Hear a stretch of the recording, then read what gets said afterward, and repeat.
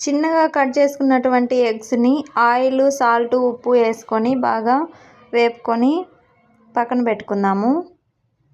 ఈ విధంగా ఎగ్స్ అన్నీ కూడా కలుపుకొని పక్కన పెట్టుకున్న తర్వాత అదే ప్యాన్లోనే కొంచెం ఆయిల్ వేసుకొని చెక్క, లవంగాలు, జీలకర్ర, కట్ చేసుకున్నటువంటి ఆనియన్స్, టమోటాలు అన్నీ కూడా బాగా వేపుకొని ఒక మిక్సీ జార్లో వేసుకొని పేస్ట్ లాగా చేసుకొని పక్కన పెట్టుకోవాలి. ఈ విధంగా పక్కన పెట్టుకున్న తర్వాత అదే పాన్లో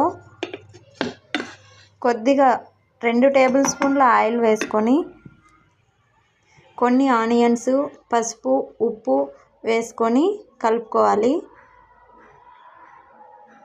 కలుపుకున్న ఆనియన్స్ అన్నీ కూడా బ్రౌన్ కలర్లో వచ్చేంత వరకు ఉన్న తర్వాత అందులోని పేస్ట్ చేసుకున్నటువంటి ఆ మసాలా అంతటిని కూడా వేసి వేపుకోవాలి.